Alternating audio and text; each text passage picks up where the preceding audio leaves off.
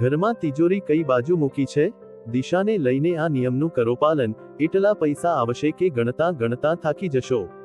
વાસ્તુશાસ્ત્ર અનુસાર ઘર કે કાર્યસ્થળમાં રાખવામાં આવેલી તિજોરીની દિશા, જગ્યા ખૂબ જ મહત્વપૂર્ણ માનવામાં આવે છે. યોગ્ય દિશામાં તિજોરી કે ધન રાખવાથી ભાગ્યનો સાથ મળે છે અને સુખ સમૃદ્ધિમાં વધારો થાય છે. ઘર કે કાર્યસ્થળ પર આ જગ્યા પર રાખો તિજોરી, આવક ભાગ્યમાં થશે વધારો. દિશાને લઈને આ નિયમનું કરો પાલન.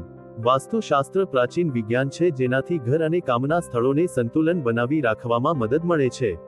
મહેનત અને ભાગ્યને ચમકાવવામાં તેની મુખ્ય ભૂમિકા હોય છે. વાસ્તુશાસ્ત્ર અનુસાર જો તિજોરીની સ્થિતિ યોગ્ય હોય તો તે જીવનમાં ધન સમૃદ્ધિ લાવી શકે છે. વ્યક્તિ જલ્દી જ નાના રોકાણકારોને મોટા રોકાણમાં બદલી શકે છે. તિજોરીનું ઉચિત સ્થાન. તિજોરીનું સ્થાન ખૂબ જ મહત્વપૂર્ણ હોય છે. તમારી તિજોરી દક્ષિણ દિશામાં હોવી જોઈએ, જેનું મુખ ઉત્તરની તરફ હોવી જોઈએ. આ દિશાઓ ધન માટે સૌથી સારી માનવામાં આવે છે. તેના ઉપરાંત જો તમારી તિજોરી પશ્ચિમ દિશામાં હોય તો એ પણ ઠીક છે. તિજોરીનું મુખ. ધનની તિજોરીનું મુખ ઉત્તર દિશામાં હોવું જોઈએ. આ વિચાર ધનના પ્રવાહને વધારવામાં મદદ કરે છે. તિજોરીની સફાઈ. તિજોરીની સાફ સફાઈ અને વ્યવસ્થાને ધ્યાનમાં રાખવું જોઈએ. જો તમારી તિજોરી સદા સ્વચ્છ અને મેનેજ હોય છે તો આ ધનના પ્રવાહને વધારવામાં મદદ કરી શકે છે. ધનનું પ્રતીક. તિજોરીમાં ધનના પ્રતીક જેવા કે કુબેર યંત્ર, ગણેશજી પર અર્પિત દુર્વા કે ચાંદીના બનેલા ગણેશ લક્ષ્મીના સિક્કા રાખવા જોઈએ. આ પ્રતીક ધનની સ્થિરતાને વધારવામાં મદદ કરે છે.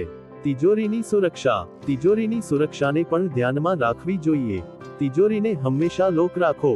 ક્યારેય પણ તિજોરીમાં ચાવી લટકાવીને ન રાખો. જો ચાવી લટકેલી રહે છે તો પૈસા તો આવે છે પરંતુ રોકાતા નથી. તિજોરીમાં કેશ. તિજોરીમાં હંમેશા કેશ રાખવા જોઈએ. આ ધનના પ્રવાહને મદદ કરે છે. જો તમારી તિજોરીમાં હંમેશા અમુક કેશ હોય છે તો ધન સદા તમારી તિજોરીમાં રહેશે. તિજોરીનો રંગ. તિજોરીનો રંગ ગોલ્ડન કે બ્રાઉન હોવો જોઈએ. આ રંગ ધનનું પ્રતીક હોય છે અને ધનની સ્થિરતાને વધારવામાં મદદ કરે છે. વાસ્તુ દોષ નિવારણ. જો તિજોરીની સ્થિતિ કે દિશા વાસ્તુના અનુસાર ઠીક નથી તો તમને વાસ્તુ દોષ નિવારણના ઉપાય કરવા જોઈએ. તો મિત્રો, તમને આ વિડિયો કેવો લાગ્યો જરૂરથી કમેન્ટ કરજો. જો સારો લાગ્યો હોય તો વિડિયોને લાઈક અને શેર કરજો અને અમારી ચેનલને સબસ્ક્રાઇબ કરજો. વિડિયો અંત સુધી જોવા બદલ ખૂબ ખૂબ આભાર. જય શ્રી કૃષ્ણ. રાધે રાધે.